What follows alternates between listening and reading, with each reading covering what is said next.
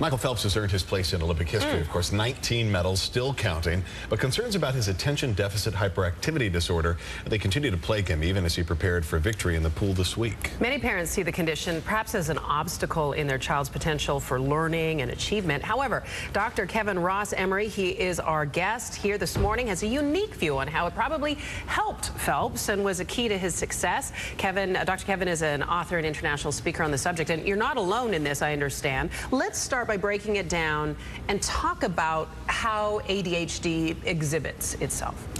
Well, all of ADHD that we always hear about is from the observational standpoint, because there is no testing other than observational that says that this person is actually gifted with that thing we call ADHD, which gives them the ability to hyperfocus or multitask. When they're really into what they're doing, like Michael is when he was swimming, he could hyper-focus into it. He could go into what we used to call the zone. And then he would perform, and that extra energy, that extra ability to focus, all the gifts that come with ADHD kicked in and made him make history. You speak about it in a very different way than some parents who are struggling, is the word they would use with ADHD. Use terms like gifting and more about how this could be a positive for parents and their kids. Well, I think, one of the things you want to look at is Michael is in good company.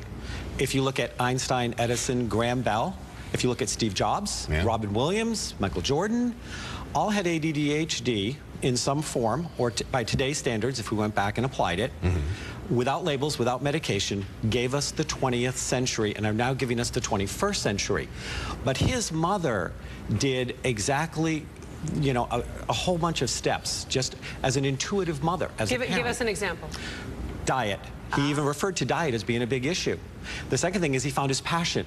When the ADHD finds their passion, they go into it, and they go into that hyper-focus, and then they create things like Apple, or they win Olympic medals. So do all people that have ADHD, do they have the potential for achieving such, 19 gold medals or creating Apple? Can they have it in sort of a more regular a regular life like we do, maybe not as exemplary? Well, it's funny because in the entertainment field, it draws the ADHD brain, which is highly brilliant, highly creative, always wanted to be challenged, fast-paced. It needs to go in there, and we end up having it be Robin Williams, Tom Cruise, giving brilliant performances.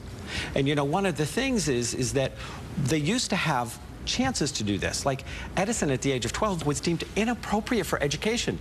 So we went on and created 1,098 patents and changed the way we did stuff because he got out of an education system that didn't know how to educate him, and it was before we labeled and medicated them. So given his genius, he would just keep going.